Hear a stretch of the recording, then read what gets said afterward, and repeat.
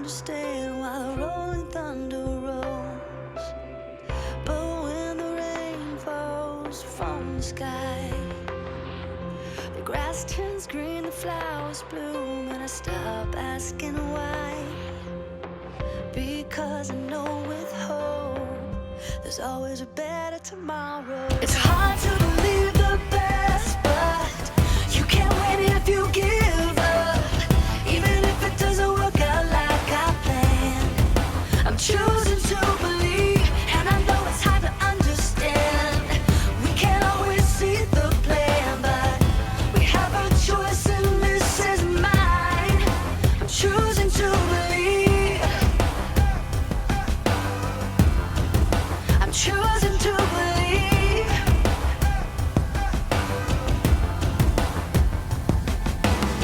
When hard things start to come my way, and when it's hard for me to see a brighter day, then I see a rainbow in the sky. I can feel the love around me. I feel like I can fly. Because I know with hope there's always a better tomorrow. It's hard to believe the best, but you can't win if you give up. Even if it doesn't work out like I planned, I'm choosing to believe, and I know it's hard to understand. We can't always see the plan, but we have a choice and this is mine. I'm choosing to believe. It's hard to believe the best, but you can't win if you give up. Even if it doesn't work out like I planned, I know it's hard to understand, and we can't see the bigger plan. We have a choice, and this is mine. Sometimes things are out of my control, and sometimes I don't understand why the rolling thunder rolls. It's hard to believe the best, but you can't win if you give up. Don't give up. Even if it doesn't work out like I planned, I'm choosing to believe, and I know it's hard to understand. We can't always see the plan, but we have a choice and this is mine. I'm choosing to believe. I'm choosing to believe. Yeah. I'm choosing to believe.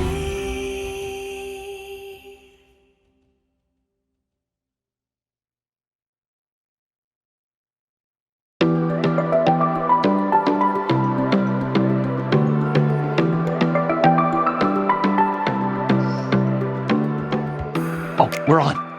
What's up, everyone? I'm Jacob. Have you ever been stuck inside your home?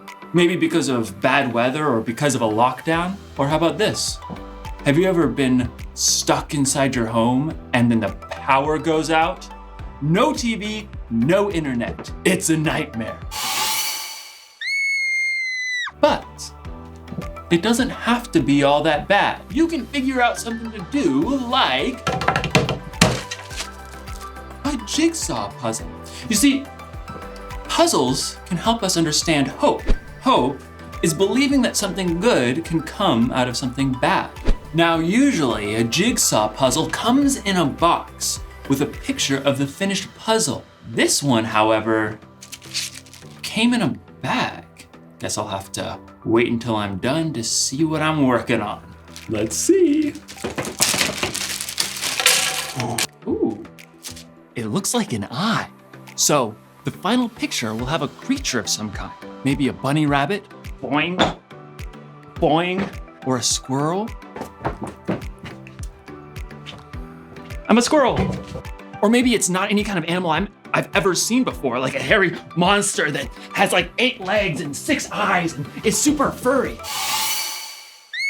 You know, it's hard to tell what the full picture will be when I'm only looking at one piece. Now the one piece looks like it's looking at me. Stop looking at me. In today's story, we'll hear about a group of people who expected something to happen, but they only saw one piece of the puzzle. I see you. The Bible. It's 66 books of history, stories, letters, and poetry that fit together to form God's one big story.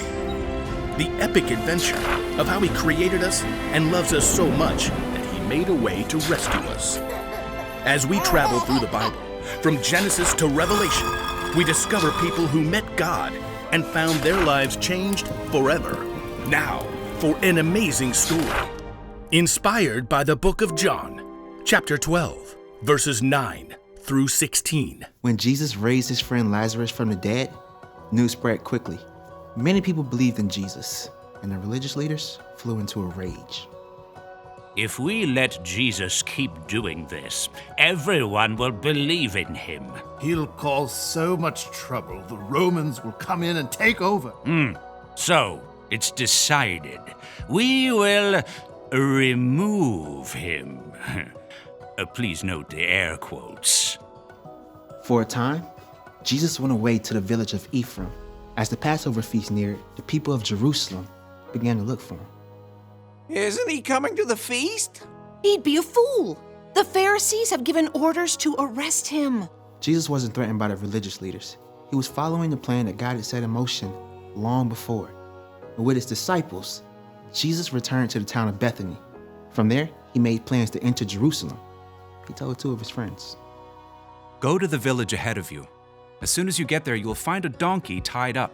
Her colt will be with her. Village, check. Donkey, check. Colt, check. Untie them and bring them to me. Untie. Wait, what? We can't just go taking someone's donkeys. Anyone says anything to you, say that the Lord needs them. The Lord needs them. Check. And the owner will send the donkeys right away. We're on it. The disciples had entered the town, just as Jesus had instructed them. Well, there they are. And now we will just calmly untie them like we walk off every day with donkeys that don't belong to us. No biggie. Hey! Those are my donkeys. The Lord needs them. Oh, well, in that case, just remember the big one kicks real bad. And she likes figs. Jesus' friends brought the donkey to him and laid their coats across the colt's back for Jesus to sit on. He's walked a gazillion miles. Why does he want to ride a donkey now? Jesus wasn't too tired to walk. He was carrying out the plan that God had set in motion long before. Hundreds of years earlier, the prophet Zechariah had written, Say to the city of Zion, see, your king comes to you. He is gentle and riding on a donkey. Now Jesus was showing everyone that he was the king that God had promised. As he rode towards Jerusalem, excitement rippled through the crowds of travelers. They threw their coats down on the ground, making a path for him. Others broke large branches off of nearby palm trees, laying them across the road or waving them high. Hosanna! Oh, blessed is the one who comes in the name of the Lord! Some people ran ahead of Jesus as others streamed behind in a joyful, glorious parade.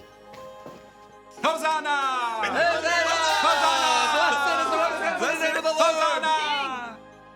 As the procession neared the city, people ran out to see what was happening.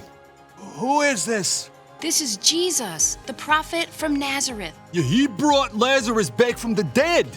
In all the excitement, though, one group of people was not pleased. The religious leaders. This isn't getting us anywhere. Look how the whole world is following him. Don't worry. I've got a plan A plan? to remove Jesus. Oh, right. The air quote. He won't last the week. But God was still at work, and nothing that anyone could do would stop God's plan to save the world.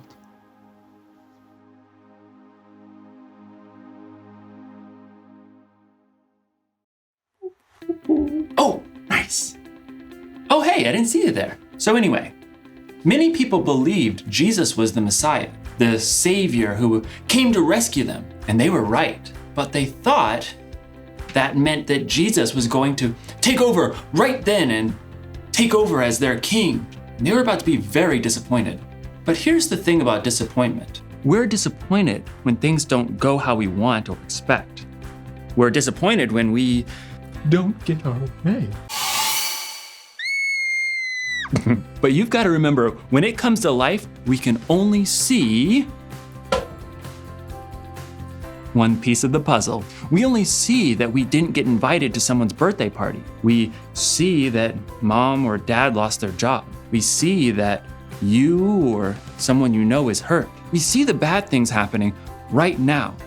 What we don't see, God is working out a plan for our future. God sees everything. God knows everything. And when you're disappointed with the way things are going, it's important to remind yourself that God isn't finished yet. God is putting your puzzle together. God is still working. That's the one thing to remember today. Whatever happens, remember, God is still working.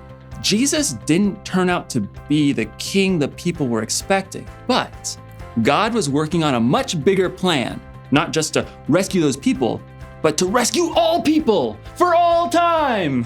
When we only see one piece of the puzzle, God can see the whole picture. Wow. And what a picture it is. I'll see you next time.